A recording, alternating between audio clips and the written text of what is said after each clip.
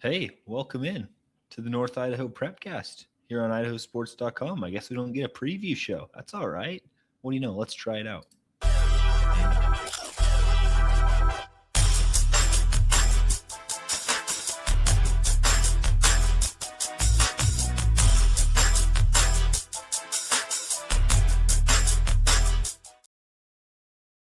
Well, hey, that's a new way to start a Prepcast. Didn't know that was possible. All right, welcome into the North Idaho Prepcast here on IdahoSports.com. I'm Hayden Uhlenkott.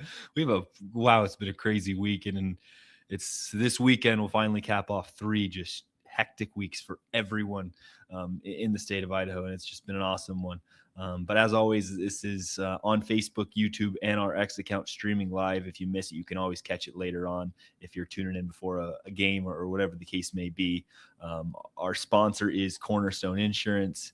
And let's bring on the co-host, Ryan Scaggs. How are you, man? It's a wild, wild week. Yeah, I don't know what's up. This isn't our first episode this year, so I mean, I've never seen it.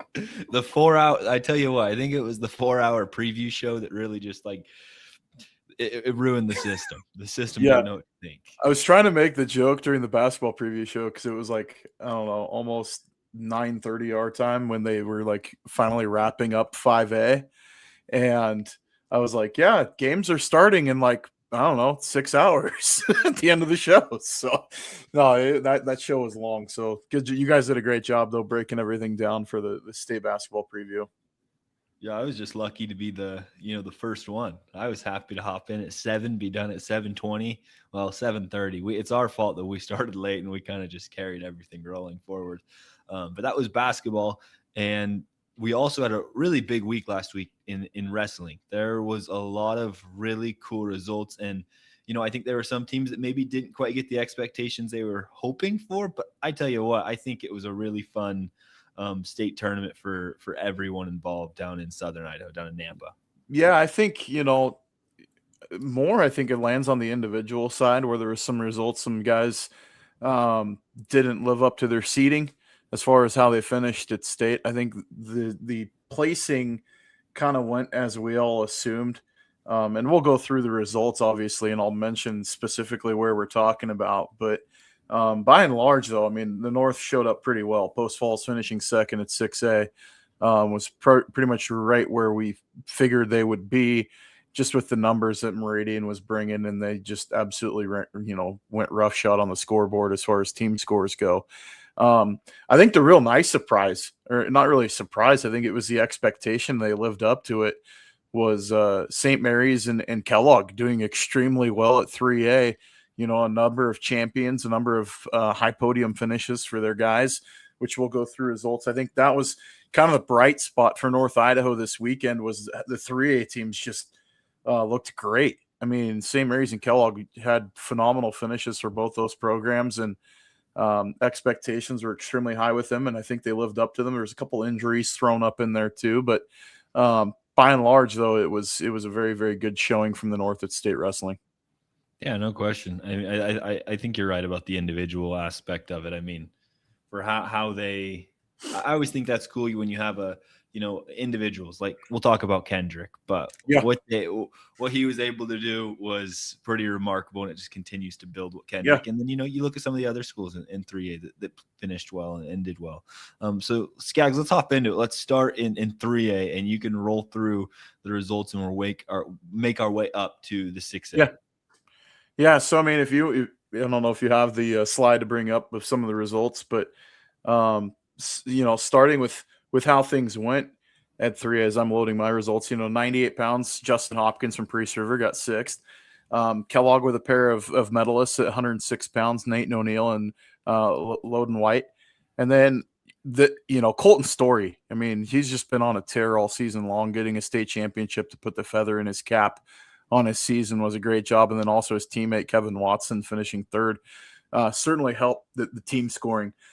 Kellogg finished 2nd in team scoring. St. Mary's was tied for 3rd. Just an unbelievable effort by both those groups. And then at 120 pounds, you got the kid from Nez Perce, Caden Shaw, finishing 3rd, and then Johnny Stover at 4th. 126 pounds, Carson Hinkleman finished 3rd. Luke Nelson was 5th. First state champion shows up right there from Kendrick. Ian Schwecke, I mean, I don't know what more needs to be said about that kid. He wrestles with Moscow all year, and then come state tournament and district tournament time, he goes back to his respective classification as 2A, 1A, and 3A wrestle together under the 3A banner and brings home a state title to Kendrick, which was something that's pretty outstanding. I know we saw last year Kendrick in the major sports on the boys' side run the gambit of state championships, getting, football, basketball, baseball. The cool thing that could happen this year if Kendrick's able to take care of business in baseball again and also in basketball is that they could have the major sports and have a state champion in every single major boys sport. I don't know when that's really occurred. I mean, other than I'm sure it has, but being able a school that size with a 2A or a 1A high school being able to run the table like that is just unbelievable. And Ian's a great kid too, and just works extremely hard. And you've seen him climbing the ladder through his career so far, and finishing up on top of the podium is just an awesome job by him. Hunter Gamble from Orfino was one of the bright spots too, I think, over the weekend. Orfino doesn't get a lot of notoriety in athletics necessarily. I mean, basketball's having their great season, finishing as a 3 seed for the boys tournament. But Hunter had himself a heck of a season. Finished second. I mean, in a great, really contested match too. And then you got Kelby Harvey with a state championship for St. Mary's at 144 pounds. Chase Scribner was second. Tanner Labrum was fifth from Kamei. At 150 pounds, Zach David was your champ. Great career for Zach David. Jace Haynes from Kellogg finished third. Hollis Elliott was third at 157. Amato Stewart from St. Mary's was fourth. Aiden Yearout was second at 165 pounds. Connor Christensen from Clearwater Valley finished third. Orrin Farmer was sixth from Grangeville at 175, 190. Julian Moffitt from Lakeside finishing third. Zach Soten from St. Mary's was sixth. And then rounding things out for the placers at 3A, AJ Peak from Kellogg was fifth, and Russell Brousseau, St. Mary's, was sixth at 215 pounds.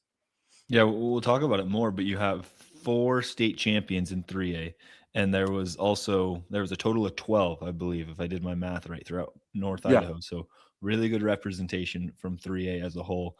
Sean Kane says watching from practice as he's getting ready to hit on, tennis. Tennis is season. kicking off. Spring sports, man. I saw the track team at Lake City out there yesterday. So, yeah, it's begun. I don't think we'll see Kendrick get a boys state title in tennis anytime soon. That might be the only thing they're not going to get. If they have a team. I don't even know if they have courts. Who knows? Maybe they do. I don't know. Throw Rally Rotosender out there. He'll do some tennis for you. Oh, he could probably hit a wicked forehand at his length, his arm span like that. Yeah, he could probably do some damage on the court. I'm sure he could. I'm sure. But yeah, if we jump into 4A, Timberlake finished 7th as a team. Bonners Ferry was 13th. Colton Diavanzo from Timberlake was 6th at 106 pounds. Probably the best match of the weekend. Wyatt Carey of Timberlake finished second, but he lost in an absolute heartbreaker to the kid from Homedale. Just a phenomenal match at 113 pounds. That was one that I think was kind of a coin flip between who was going to win that match. And there was a lot of talk about it in Matt Chat last week of that being one of the premier matches of the entire state event, any classification. Wyatt ended up losing in the waning moments of that match, but great season and career from Wyatt Carey, finishing second there at 113. Jacob Raid from Timberlake was 4th, and Sawyer Houston from Timberlake 6th at 120 pounds. Gage Haynes from Timberlake was 4th at 132.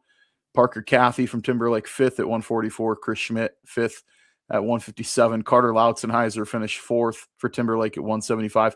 And then another state champion, Taylor Dodd from Bonners Ferry, the Badger, brings home the title at heavyweight. One of a couple heavyweights in North Idaho to get state championships this weekend. And then Archer Higgins from Timberlake was 6th. And that rounds out the 4A results. Yeah, looking on to 5A, what do you have at the top? What are the team results there for 5A? So 5A, Lakeland had a top 5 finish. They finished 6th. Sandpoint was 7th. Lewiston was 14th.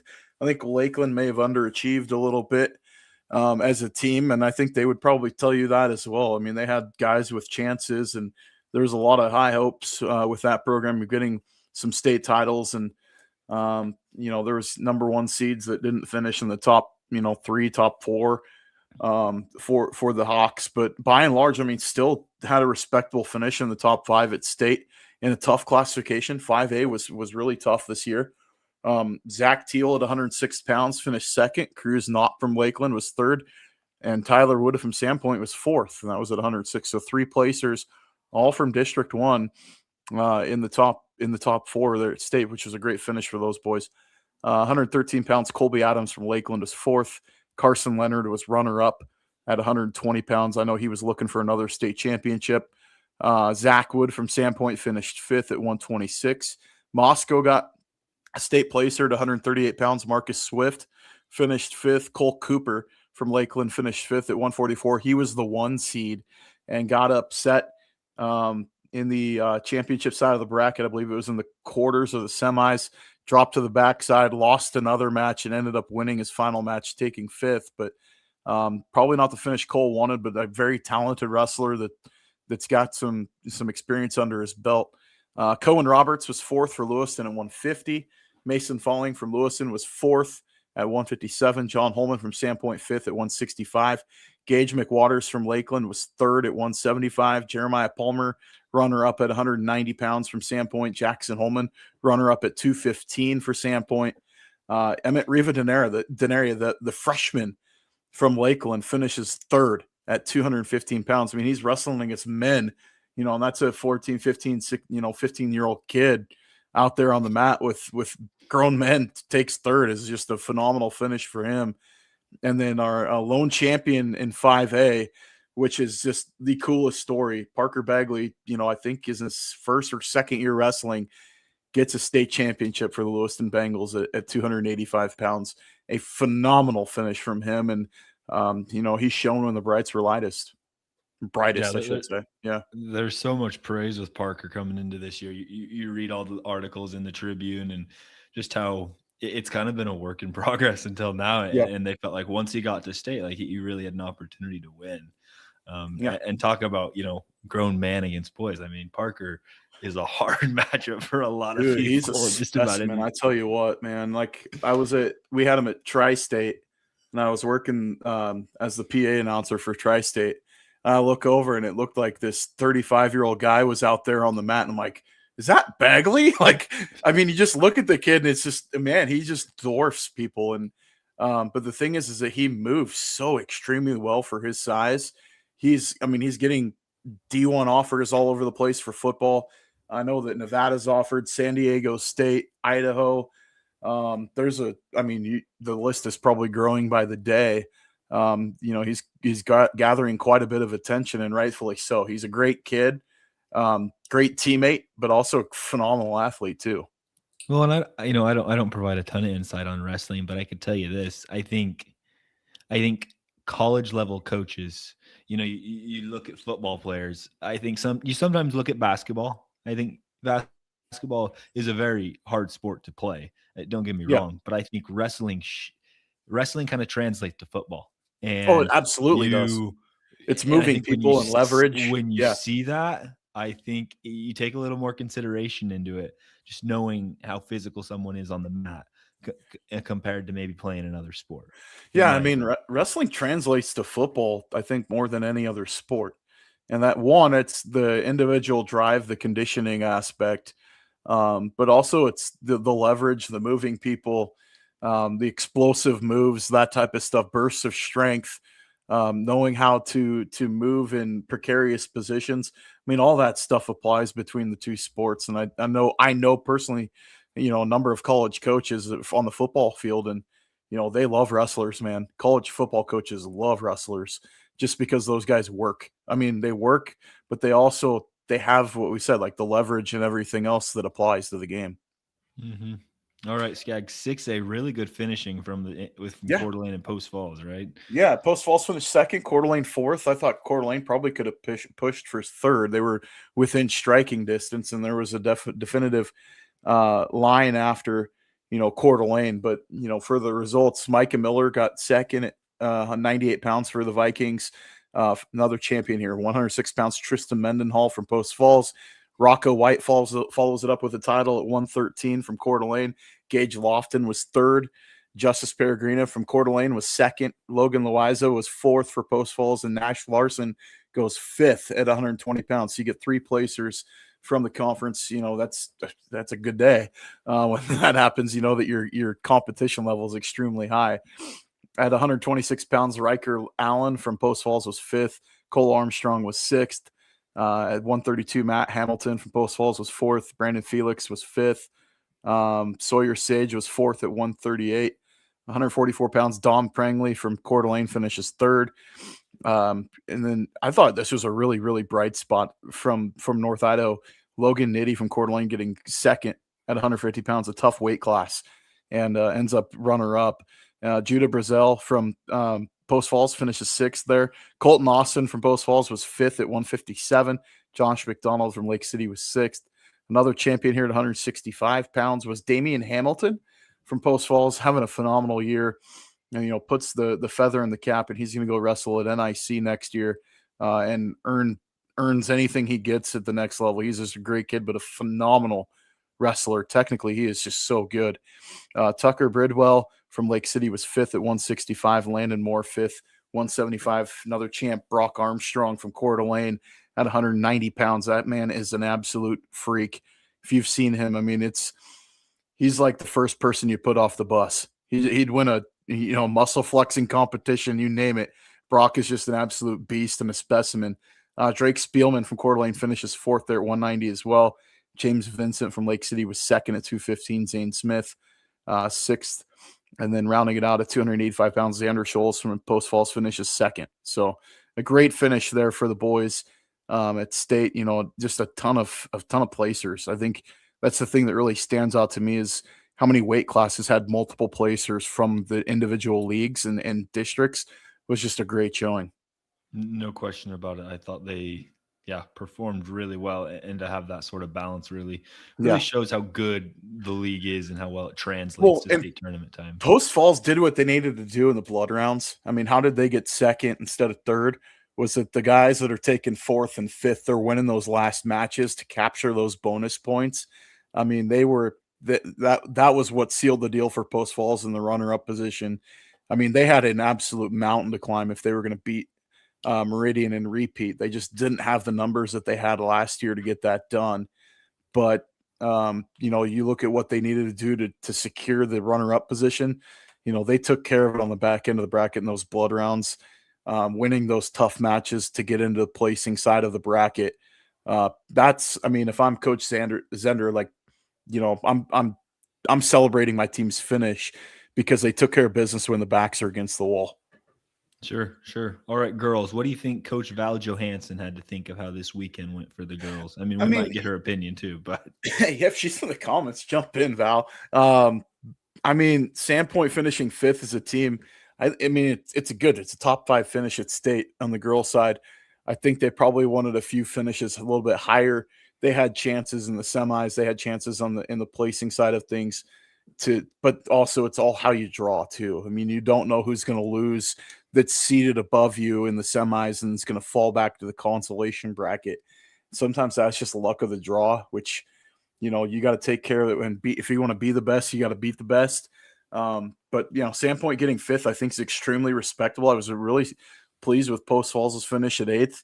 Coeur d'Alene was 17th, but you know, number of placers from North Idaho on the girls' side, big and small school. I think,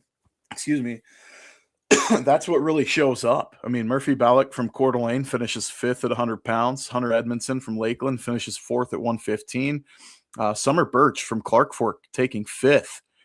Shelby Garten from Timberlake was a champion at 130 pounds, a phenomenal season from her.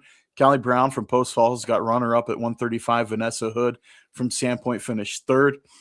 Jesse Rice from Clearwater Valley was 5th at 140. 145 was Tegan Newsom from Sandpoint taking 4th. Runner-up from Deary, CL Sattler taking 2nd at 155 pounds. Brooklyn Anderson from Coeur d'Alene was runner-up at 190. And the first ever girls state champion from Post Falls High School is Cassie Voss at 235 pounds. And then Lily Marty from Sandpoint finishing 3rd. just an unbelievable showing from both those girls. I mean, what more do you got to say that, both of them went out on a victory, but Cassie Voss had a very, very dominant run through the 235-pound weight class of state to punch that ticket for the state championship and be able to take home the hardware. Is just a phenomenal finish. And you look at so many of these girls too. There's a lot of underclassmen in here. There's a lot of underclassmen that were in the tournament that lost in the blood rounds to get to placing as well, that are going to be back. The future, these, the 8th grade classes for a number of these programs are extremely deep as well. We're going to see a girls team from North Idaho in the next year or two that's going to be able to crack the podium, and they're going to come away with a top 3 finish, maybe even a state championship. It's, mark my words, it's going to happen in the next few years. I'm with you, Scaggs. I think there's kind of a turning of the tide. I think a lot of girls see this, and I think want to be a part of it. I couldn't agree Fastest with you growing more. sport there is, and I mean, there's a reason for it. Yeah. All right. One other thing we were going to do before we hop into basketball was in every single sport we release our all North Idaho 9, or at least in football and basketball. Basketball's coming up in the next few weeks. But since wrestling wrapped up, Ryan, you went through, you decided, okay, who are the best wrestlers in each weight class? Yeah. And let's take a look at those, and you can give a breakdown of, some of the names that popped up to you. Did a really awesome graphic there, top tier. And then now we got the lunch menu. Yeah.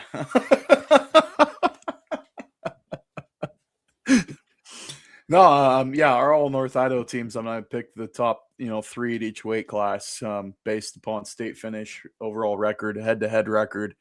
I dove in and went through, Flow Wrestling and looked at their season stats and, picked as close as I could find to the top 3 in each weight class. So we divided them 5A and 6A together, and then 4A and 3A. 3A also includes 2A and 1A. So you'll see that and we'll do a girls team too. We did that last year. We're going to continue that trend. At 98 pounds, all North Idaho wrestling team. Micah Miller from Coeur d'Alene, Jackson Bristol from Post Falls, Brian Patrick from Lakeland. 106 pounds, how can you not have a state champ on the list? Tristan Mendenhall from Post Falls, Zach Teal from Lakeland, and Cruz Knopp from Lakeland. 2 guys that just wrestle extremely hard. I mean, and Tristan, obviously, a state champion for a reason. You watch him go out on the mat, and he's just an absolute machine. 113 pounds, Rocco White from Coeur d'Alene, Gage Lofton, and Colby from Post Falls, and Colby Adams from Lakeland. All North Idaho at 120 pounds, Carson Leonard from Lakeland, Justice Peregrina from Coeur d'Alene, and Logan Loiza from Post Falls. At 126, Riker Allen from Post Falls, Zach Wood from Sandpoint, and Cole Armstrong from Coeur d'Alene. 132 pounds, Matt Hamilton from Post Falls, Brandon Felix from Post Falls, and Tanner George from Coeur d'Alene. It's amazing to me how many good wrestlers you can get at the same weight class too. It's just, it's kind of like pick your poison. 138 pounds, Sawyer Sage from Post Falls, Marcus Swift from Moscow, Connor Johnson from Lake City. 144, you have Dominic Prangley from Coeur d'Alene, Cole Cooper from Lakeland, and Titus Wise from Post Falls. At 150, Logan Nitty from Coeur d'Alene, Cohen Roberts from Lewiston, and Judah Brazel from Post Falls. 157 pounds, you got Colton Austin from Post Falls, Josh McDonald from Lake City, and Mason Falling from Lewiston. 165, Damian Hamilton, state champion from Post Falls, Tucker Bridwell from Lake City, and John Holman from Sandpoint. 175, Gage McWaters from Lakeland, Landon Moore from Post Falls, and Ty Paulin from Coeur d'Alene. Not only does he do it on the football field, he gets done on the mat too. Pretty darn good wrestler, but an excellent football player. I think he had 100 tackles on the year. So just a great athlete. 190 pounds, state champ Brock. I mean, you look at this weight, these weight classes right here. 190, you got Brock Armstrong, Jeremiah Palmer, and Drake Spielman. 215, you got Jackson Holman, James Vincent, and Emmett Riveton area. I mean, come on, that you could put that starting lineup on the football field. You could put it on the mat. I mean, those guys just deliver, and they're freaks for a reason. It was that way last year. It's kind of a rinse and repeat this year, where these weight classes, I think, is where North Idaho really, really shines with the level of talent that we have. And then at 285 pounds, Parker Bagley from Lewiston, Xander Scholes from Post Falls, and William Bamba from Sandpoint. He was a fun wrestler to watch there at the heavyweight class for Sandpoint. Going into 4A, 3A, I only have two at 98 pounds because I think those are the only two wrestlers in North Idaho at 4A or 3A at 98 pounds. Justin Hopkins was a state placer, and Levi Holbrook from Priest River was a state qualifier. 106 pounds, Nate O'Neill, Colton Diavanzo, and Loden White from Kellogg. At 113 pounds, Wyatt Carey from Timberlake, Colton Story from Kellogg, and Kevin Watson from Kellogg. That is a stacked group right there. That 113 group, I mean, if we have a all Idaho wrestling match, two of those dudes for sure are going to be seeded. If we did an all Idaho tournament, the champions tournament, both those guys would be seeded in that tournament. They're phenomenal wrestlers, Wyatt and Colton both. 120 pounds, Caden Shaw from Nez Perce, Jacob Raid from Timberlake, Johnny Stovern from Kellogg, three very good wrestlers as well. 126 pounds, Carson Hinkelman, Luke Nelson, and Landon Rollins. 132, Ian Schwecke, state champion from Kendrick, Gage Haynes from Timberlake, and Peter Fabi from Clearwater Valley. If we go to 138, Hunter Gamble from Orfino, Ethan Matthews from Bonners Ferry, and Jackson Spry from Kellogg. 144, state champ Kelby Harvey, Chase Scribner, state placer from Kellogg, Parker Cathy, a state placer from Timberlake. 150, Zach David, state champ from St. Mary's, Jace Haynes from Kellogg, and Dylan Hansen from St. Mary's on that list as well. 157, you got Hollis Elliott, Amato Stewart, and Chris Schmidt. 165, Aiden Yearout, Connor Christensen from Clearwater Valley, and Joseph Torr from Timberlake. 175, Carter Lautzenheiser, a state placer from Timberlake. Oren Farmer placed for the Bulldogs, and then John Brownfield from Kellogg. And then if you go into the upper weights, 190, Julian Moffett from Lakeside, Zach Soten from St. Mary's, and Christopher Brousseau from St. Mary's. 215, you got AJ Peak, Russell Brousseau, and Jacob Keck from Potlatch. And then rounding it out at 285 pounds, state champion Taylor Dodd from Bonners Ferry, Archer Higgins, and Lander Mitzkus. Let's jump into the girls' team. Murphy Ballack from Coeur d'Alene, Mackenzie Donenfeld from Sandpoint at 100 pounds. 105, Peyton Childers from Moscow, and Jaden Detienne from Coeur d'Alene at 110. Jasmine Soto Wilson from Post Falls, and Raylan Schettelbauer from Coeur d'Alene, or from Sandpoint, sorry. And then if you go to the next slide, I'm trying to run through these. I don't see it. There we go. 135, Callie Brown. Oh, sorry, where are you? Are we skipping around? All right. Did we miss one? I think we missed one. Yeah, sorry. 115, Hunter Edmondson from Lakeland, Veda Hutchinson from Post Falls. 120, Summer Birch out of Clark Fork, Emma Younger from Post Falls. 125, Alexandria Schroeder from Lakeland, and Avery Inge from Sandpoint. Now we go 135, Callie Brown from Sandpoint, Vanessa Hood, Post Falls, and then Vanessa Hood from Sandpoint. 140, Jesse Rice out of Clearwater Valley, Poppy Schenk from Lake City. From 145, Tegan Newsom from Sandpoint, and Aspen Kaiser from Lake City. And then 155, CL Sattler, state runner-up from Deary, Xylo Hole from Sandpoint on the list. 170, Avery Shocker from you can correct me on that one. I don't know if I said that correct or not, because you're a kid from Shacker. There you go. From Prairie.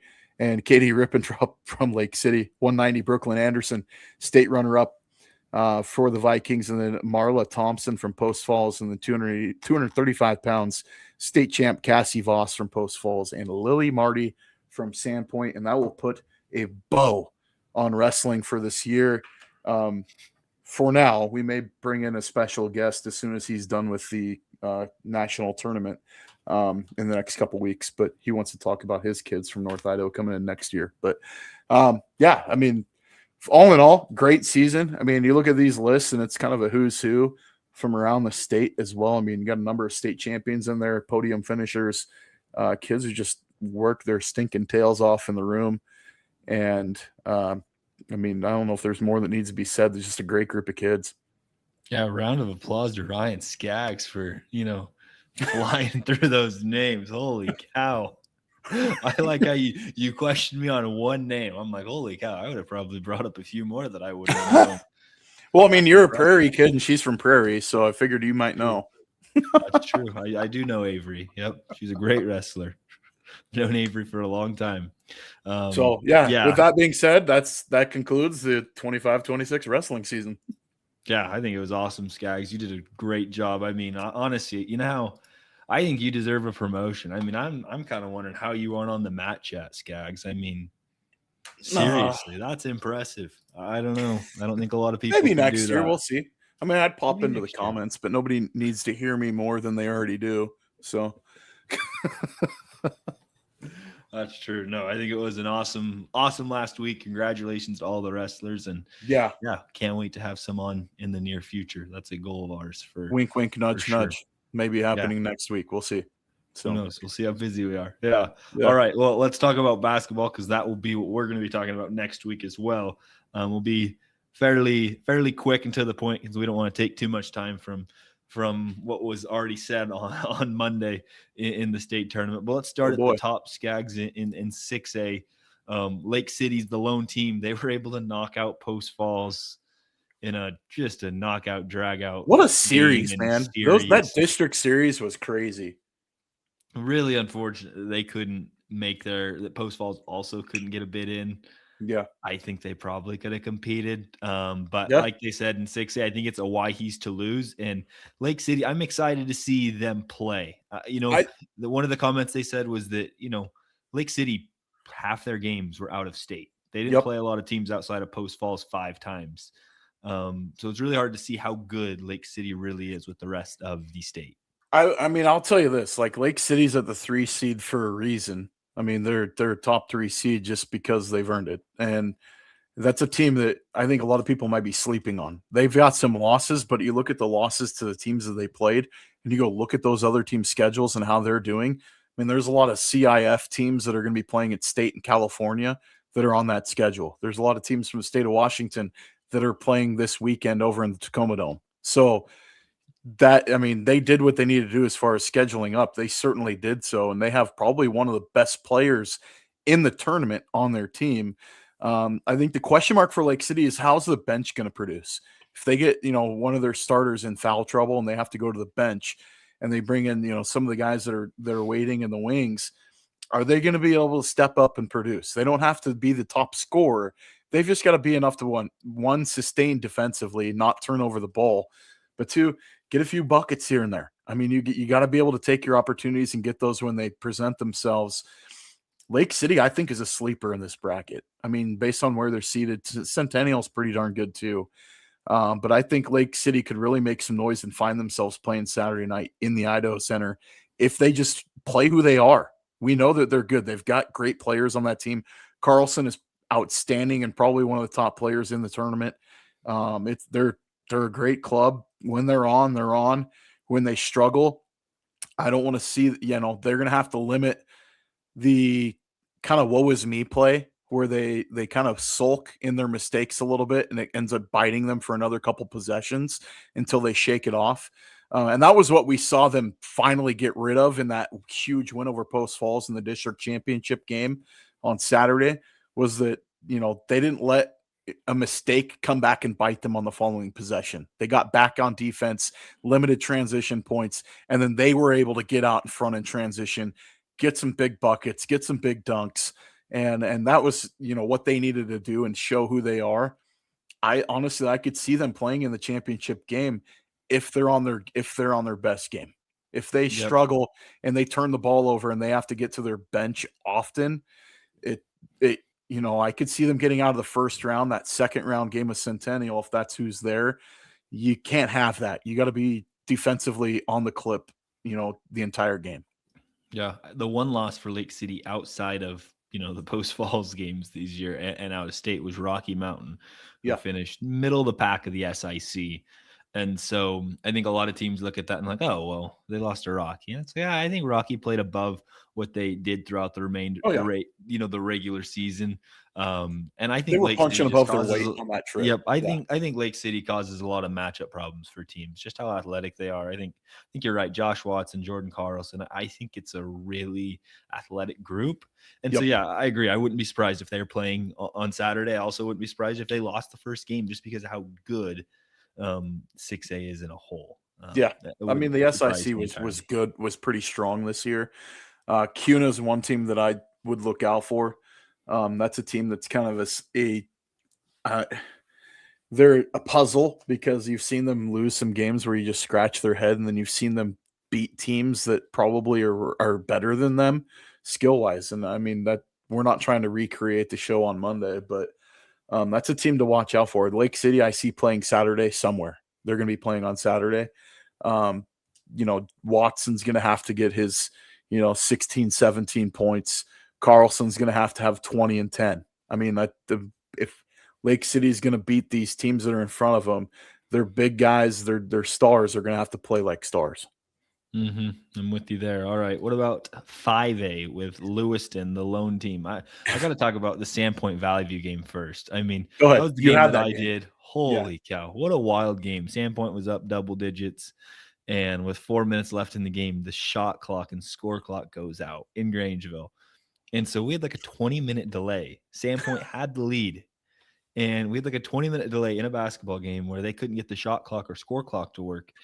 And they end up the main scoreboard stops working entirely. They have to have you play the remainder of the game without a shot clock, which is very untraditional now in the last few years. And then you also have the scoreboard, the time is in front of the scorers table. And I'm actually not even sure if they had that during that 5A game. I know they did during 4A, but I'm not sure if they did. And so it was essentially a really weird game for the players, and it killed all of Sandpoint's momentum.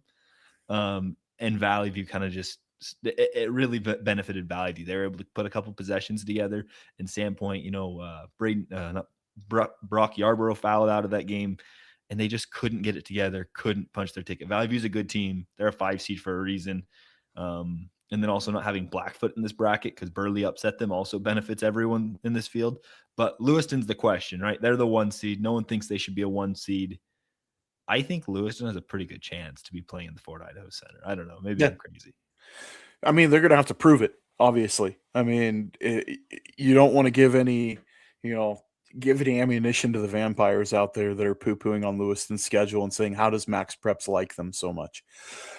And I will say this, I don't understand the Max Preps algorithm in this bracket. Like, it's made sense a lot of other times I've been able to pinpoint stuff. I look at this and I'm like, Preston on who they've played, I don't know. They must be getting a massive lift from the games, with Lake City and with Post Falls. And even though it was only one game, but those 2 games must be lifting them quite significantly, especially picking up a win in one of those games. But, I mean, if they're the 1 seed, they've got to get out and prove it this year. They can't go in and just sleepwalk. Burley's a team that's loaded to upset. I mean, they're built around being an upset team. And the only reason you look at it is like they took out Blackfoot, who I think was a lot of people's dark horse for a state championship. And, so you have to give a massive amount of respect. You see the 8, there on the seed line. I would ignore any seed number.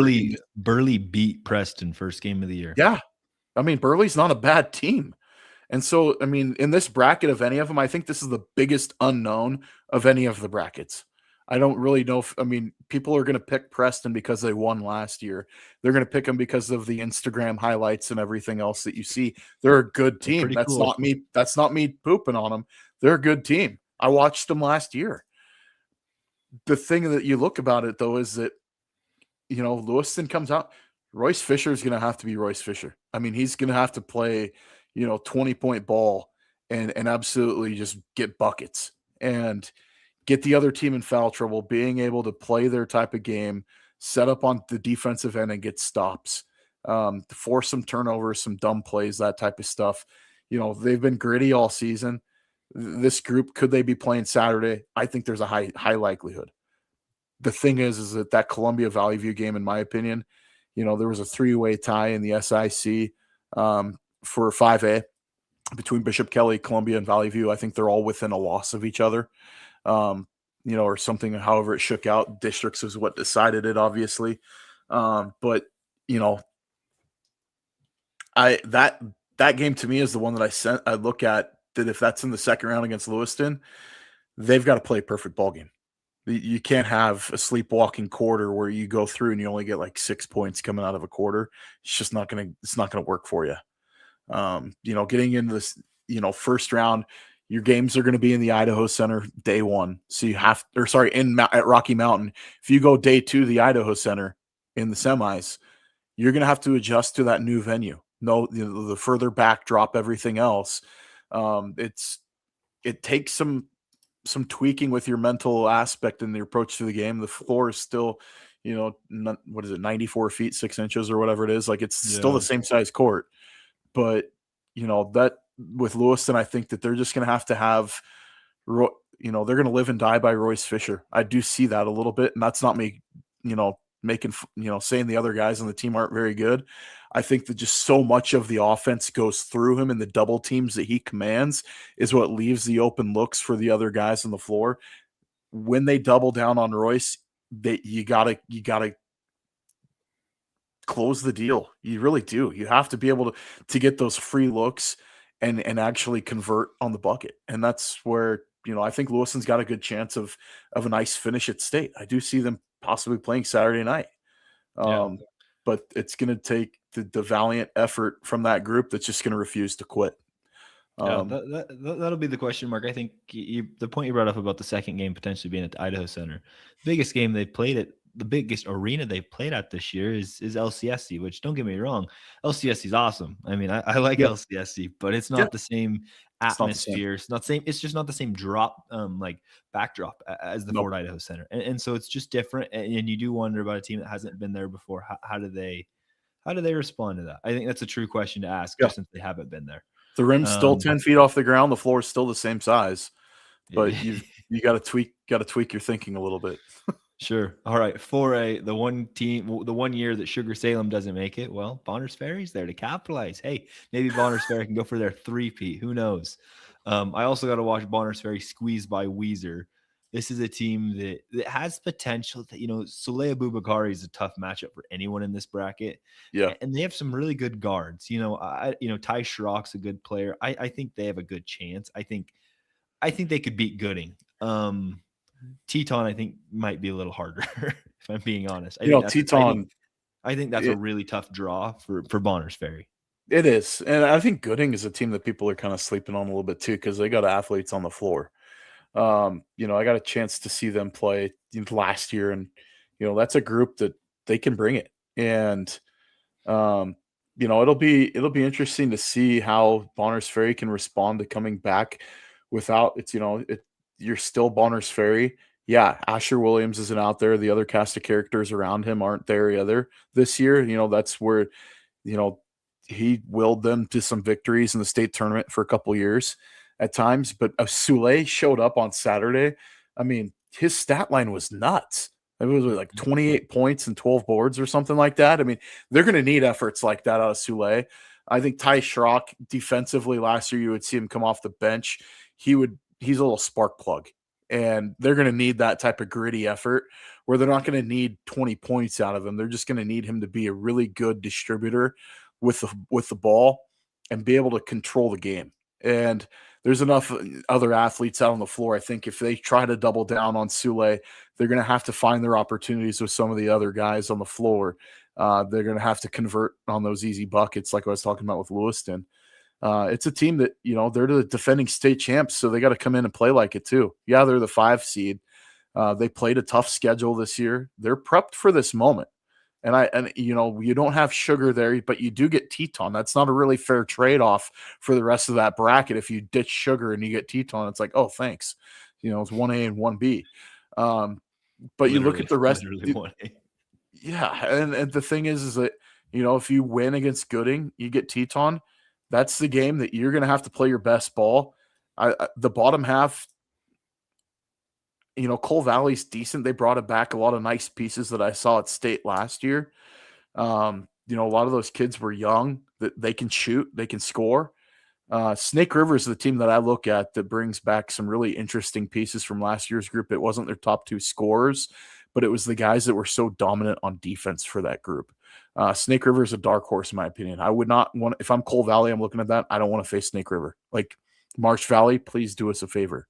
But Bonners, their chances, I think that they can be playing Saturday. I mean, if they do lose that first game and they play Filer, that's a winnable game. I think Bonners wins that game. But if they get to the semis and play Teton, it's going to take a perfect effort. This is one I'm not super confident on. And so they can use this as billboard material or, locker room material if they want. But, they have the talent and the pieces there that led them to a title last year. It's just not the same guys, right? It's not the same coach, but the pedigree is still there. And if they play with the confidence that they had, that they're the defending state champs, 2-time defending state champs, and just go play like it, you never know. I mean, puncher's chance. Mm-hmm. Yep, 100%.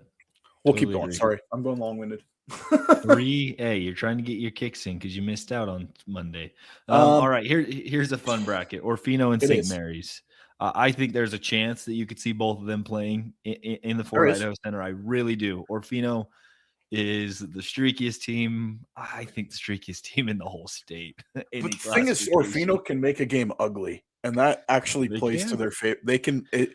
It plays to their favor because if they can keep the tempo kind of wishy-washy and not going super fast or super slow, and they can just kind of keep those plays where you're keeping Wendell off their. Say Orfino beats New Plymouth, who's New Plymouth is, I think, a pretty good team. They're underseeded in my opinion.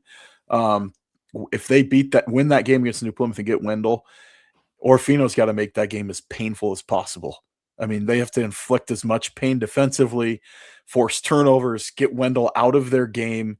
I mean, you're flying around on defense, you're committing instantaneously on switches, everything else. It's going to take that type of game from Orfino to beat Wendell. And if they do, it's going to be like 46-40 type of game. St. Mary's, the thing that people sleep on, and I mentioned this in the comments during the preview show, people sleep on St. Mary's bench. Like they're deeper than people give them credit for. And, and they can play multiple.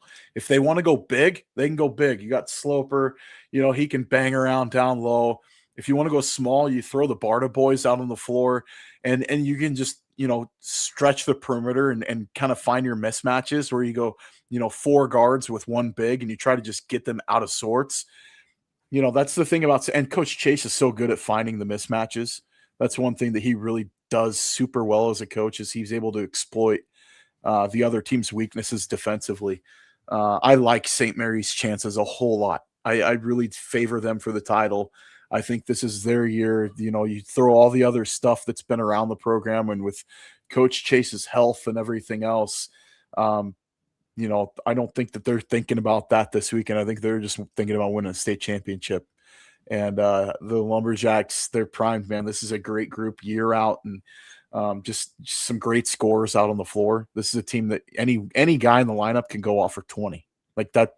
And the other thing too is they've got a knack for winning on last second shots. Like they are so used to playing from, either down 1 or down 2 at the wire and being able to convert. Like it's something that we've seen them do. It seems like every year they have a big game where they hit a buzzer beater. You go back to Colby Renner hitting the runner at state a couple years ago. This is a team that could make a nice run and bring home a title back to St. Mary's. Totally think it's on the board. A name that I think of is Landon Riberick, Yep. 6'7" post. Yep. I think that's a matchup problem in 3A. I think he could really force his will on a lot of teams. For Orfino, the last thing I would say, they have a lot of guards to throw at the Swainston brothers. I think they do. I think they have a lot of dudes like Quentin Naranjo, Blake Barlow. They just have a lot of dudes. Hudson Schneider. I could go on. Like they have a lot of guys that can really guard if they want to, and they're really good scorers off the dribble. I think Orfino has a really good chance to be playing on Saturday. And if they are in the Idaho Center, I mean, they've played with Orfino if they want to. They or St. Mary's that they can make it a game, and that would be a super fun. That would make for a super CIL fun title in basketball, a title game. That'd be awesome. Last time you saw that, Scaggs. I mean, shoot, you're thinking a long time ago. Yeah, it'd be fun. All right, well, let's move to 2A where we're pretty confident we're going to see a 2A state title with all North representation. 3 teams make it from the North. Kendrick, Lakeside, Prairie. I've said this already. I think the 3 teams listed at the top are the 3 best teams, and I don't know if it's that close. I know you. And say you'll argue 2. with me. I think I the say top 2 no, teams. and I agree. I think there is a gap. No, and I agree. I think there's a gap, but I still think there's a gap even between Prairie and the next team. Oh, absolutely. I think that's what I mean. I think it's a 3-team race, and I think it's really 1 and 2 is going to be really close, and I think Prairie could win the 3rd place game by 20. That's what I think. I completely agree. I mean, and the thing about Prairie The unfortunate thing for them is that they're the 3 seed and not the 4. I think Prairie was secretly hoping for the 4 seed. I think they were But too. because they've beat Kendrick and they've played Kendrick tough. They're more of a matchup problem for Kendrick than they are for Lakeside. And Mhm. the thing about Prairie that you look at the bigs, they're big. I mean, they got what 3-6-5 guys and some quick guards on the outside that can distribute really nicely. That's a team that can slow the game way down. I mean, you just talk about getting in your offensive set, and it's just gonna be pass, pass, pass, find the cutter, shoot, second chance rebound type stuff. Lakeside is a team that wants to get out and run. They're going to get out and they're going to, I mean, if you're not careful with Lakeside, they'll be up 25-6 in the first quarter without even blinking. I mean, you could hit the Mhm. 4-minute timeout and you're already down 20. That's the type of team Lakeside is. I personally, selfishly want to see Kendrick Lakeside championship game because I want to see that game. I And do I too. because I think the matchups are so nice with those two teams to where you get a Tyson Charlie either being guarded by Raleigh Rotsitsender or Nathan Twite, and you get Halapion with one of the other guys or Hudson Kirkland, or there's all these guys out there that the nice pieces defensively for both teams. The freshman guard for Lakeside that's out there and he can throw down 15-20 on a night.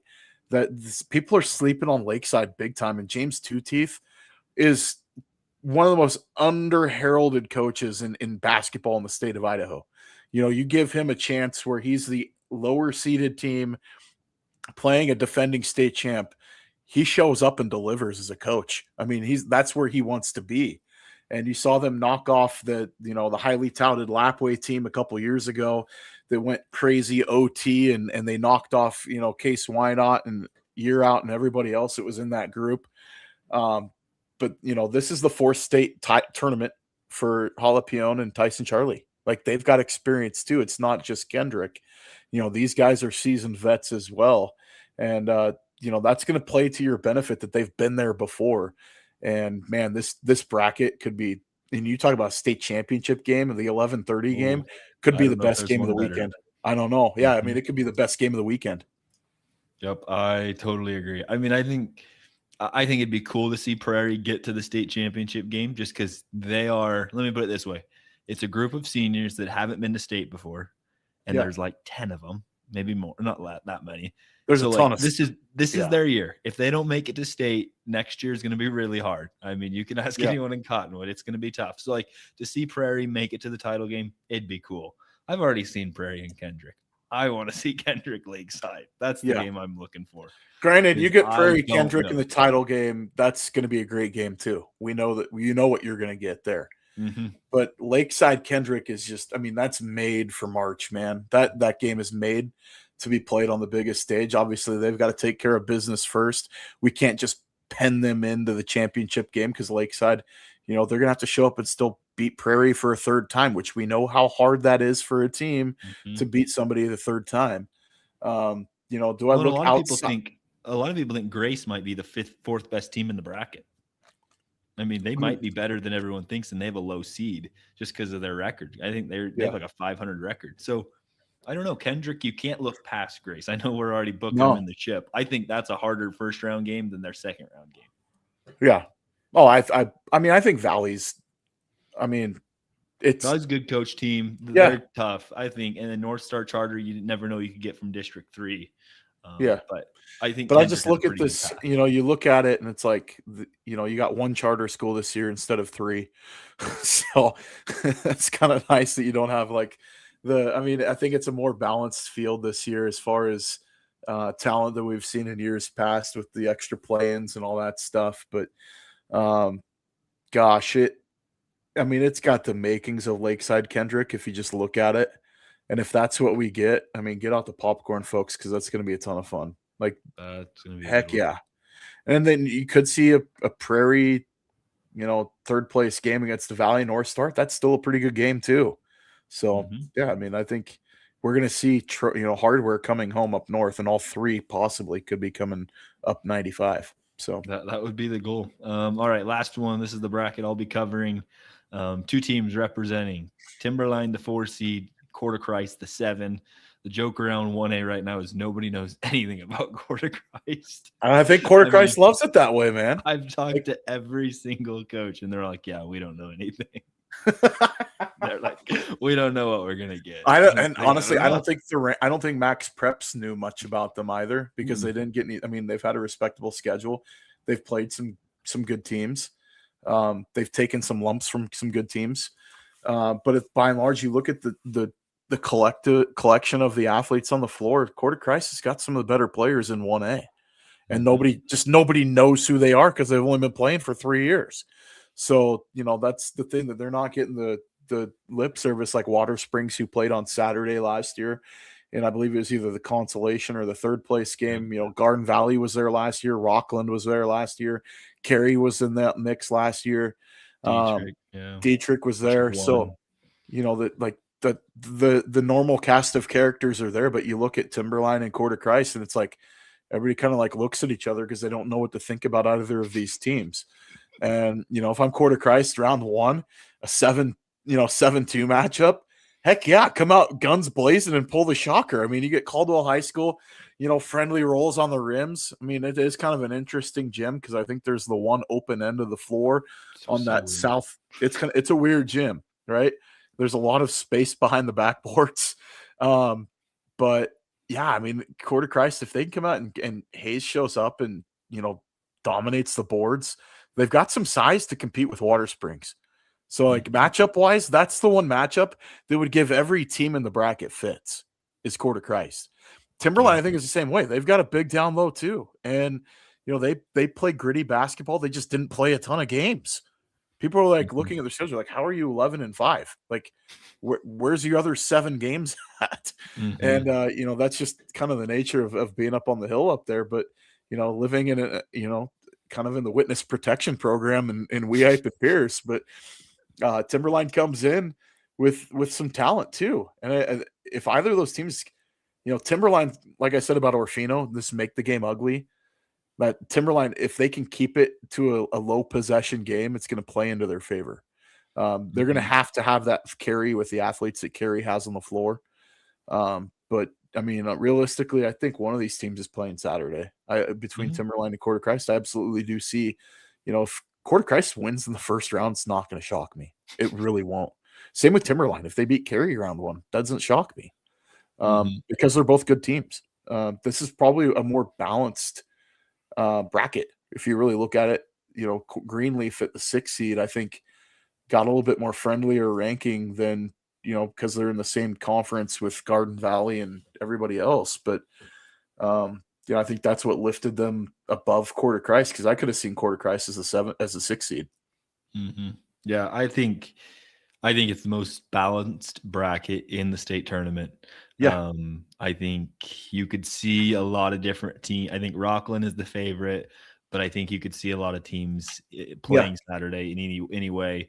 I think you could see an upset in just about everyone. I wouldn't even put it past Dietrich since they're the defending state champs. I think there's a real chance that Timberline and Quarter Christ are playing, and I think everyone's just excited to see them play. I know Timberline's pumped to be there. They were there last year, or maybe it was the year prior. I can't remember. And they're excited to be there. They feel like they belong, and they do. They can definitely make some noise. So, all right. So we haven't gone on record of our picks on who we think wins each classification. All right, let's start here. Let's be quick. Yeah, I think Rockland wins one. I think Rockland wins 1A. Okay. What about you? I saw them last year. I agree. I think Rockland is the pick. Okay, 2A. I think Kendrick. I want to pick Kendrick, but I don't want to pick against Lakeside either. It's a win-win. I'll split with you. I'll take Lakeside. Fair enough. All right, 3A. St. Mary's. St. Mary's. Yep. But I think Orfino makes it. I think Orfino makes the title game. I think it's St. Mary's and Wendell. You're saying St. Mary's and Orfino, but we both have St. Mary's. Okay. All right, 4A. I'd go Teton and Cole Valley, and I think Cole Valley wins. Ooh, I'll take Teton. They're just tested, man. That's a good team. 5A, I think Lewiston makes it. They're going to play Preston. That's going to be one of the best games, but I think Preston wins. I agree. I'm in the same boat. Yep, I like that one. And then 6A, you know what? I think Lake City makes it, and I think they play Owyhee, but I do not think they can beat Owyhee. I think Lake City takes third, and I don't know. Like Centennial is a team to me that could beat Owyhee. I think if they're on, they're on. That's a lot of kids that they've played a lot of ball. Yeah, I'll take Owyhee though. I think it's hard not to. I think it really is. There's a lot of good teams. I don't know. It's going to be a fun I do bracket. think that there is a 1 seed that gets knocked off this year. I really do. In the first round? I think that doesn't make the title run for sure. I don't think there's a 1 seed I think there's a 1 seed, maybe 2 that don't make the championship game. I agree. I think there's going to be upsets. There always is. Is. I think there will be a 7 seed that beats a 2. I feel like I know where you're going with that one. Maybe. We'll see. Well, I'll let you know tomorrow evening if that happens. All right, that'll be it for us. It's a ton of fun. Tune into all the broadcasts, the audio streams on IdahoSports.com. I'll be at the 1A tournament. Scaggs will be our IT guy, doing the best to make sure our everything's up and running. But yeah, pray for me. But it's going to be a lot of fun, and hopefully we next week are talking about more North Idaho teams bringing home some state tournament championships. Yeah. It could be a very good weekend for the North, or there could be some disappointments too. It's state. You never know what you get, but it's going to be exciting, and we're here for it, man.